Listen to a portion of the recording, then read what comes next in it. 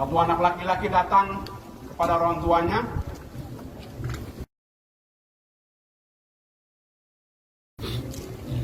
Orang tuanya, bapak dan mama berpesan.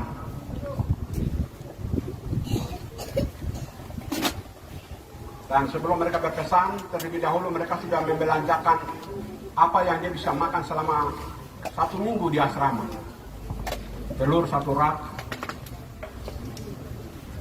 beras, gula, kopi, sayur, dan bama secukupnya. Saat dia meninggalkan orang tuanya dan menuju ke asrama, orang tuanya menyampaikan, Tuhan memberkati anak. Anak itu menjawab, saya tidak perlu berkat dari Tuhan. Tuhan berkati telur di belakang 1 rak. Dia jalan, 3 menit kemudian mobil tabrak, anak itu meninggal seketika. Hanya telur 1 rak itu tidak ada yang masuk. Mungkin itu yang kita biasa lakukan. Sehingga 60 tahun kita masih berkelana. Kita taruh Tuhan di belakang, tidak taruh di depan.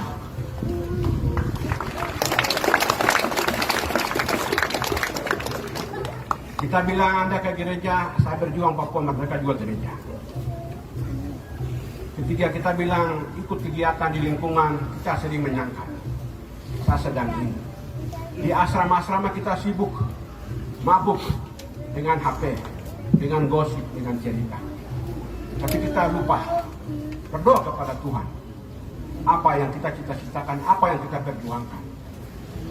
Sehingga mungkin 60 tahun ini, 1 Mei 63 sampai dengan 1 Mei 2023, ini 60 tahun.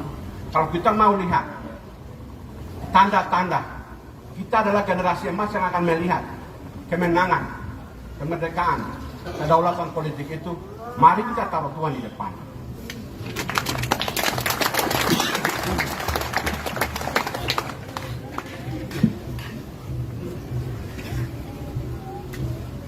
Sehubungan dengan apa yang kita duduk hari ini, ketika bicara rasisme itu, kita sudah dengar.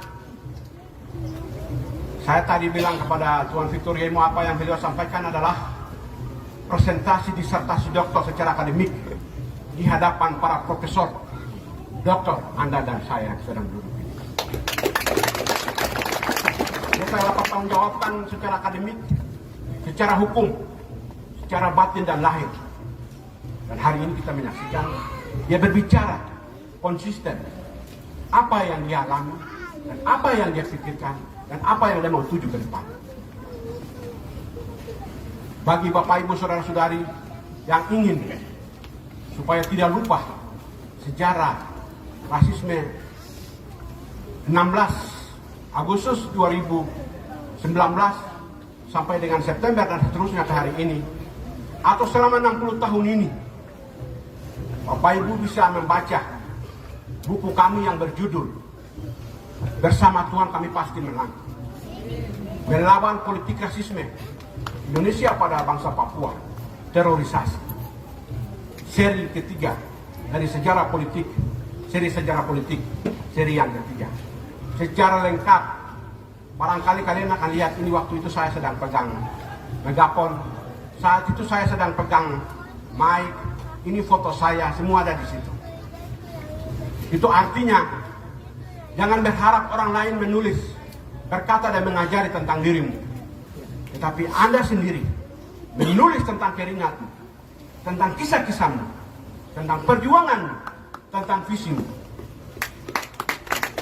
Karena dengan begitu, Anda bukan hanya bergetar marah, teriak merdeka dengan megafon, dengan mic, tapi Anda juga berteriak merdeka dengan pena, dengan bolpen. Anda tidak hanya berteriak merdeka dengan senjata dan peluru, tapi semua potensi yang Tuhan kasih kita gunakan di tiap-tiap orang, di tempat dan waktu yang berbeda untuk satu visi yang sama. Saudara-saudara terkasih, perjuangan kita belum selesai, tapi harapan kita tidak boleh hilang. Sebagai orang beriman, tiga nilai yang tidak boleh hilang dari kita adalah iman, kasih, dan harapan. Apapun yang Anda perjuangkan, Anda yakin ketiga itu benar, pegang itu dan bergerak maju.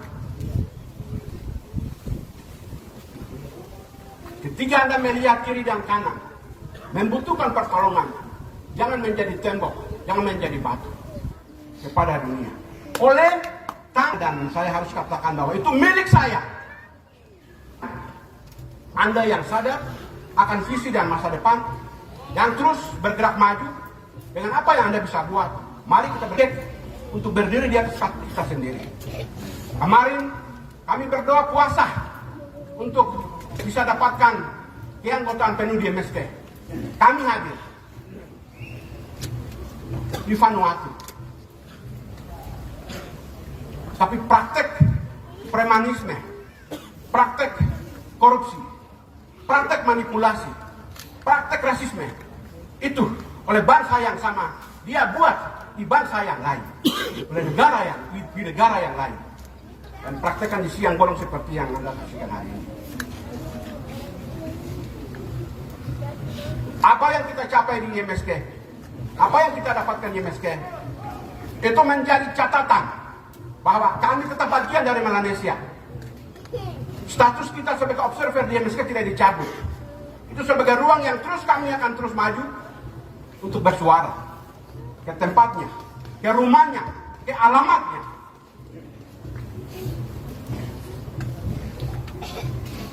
Dan mereka minta untuk kita benahi dalam rumah, yaitu rumah yang kita berkonsensus oleh Victor Yaimo, oleh Bukta Tabuni, oleh Vicario Weni, oleh Rex Rumakek, oleh Benny Wenda, oleh Otomote, oleh Dison Waromi, oleh siapa lagi? Anda sebut nama masing-masing. Oleh Benny Kiai. Pada 6 Desember 2014, lahirnya United Liberation Movement for Papua. Dan pada KTT kedua kemarin kita putuskan, kita benahi apa yang telah menjadi perjalanan kita baru bergerak bersama mereka.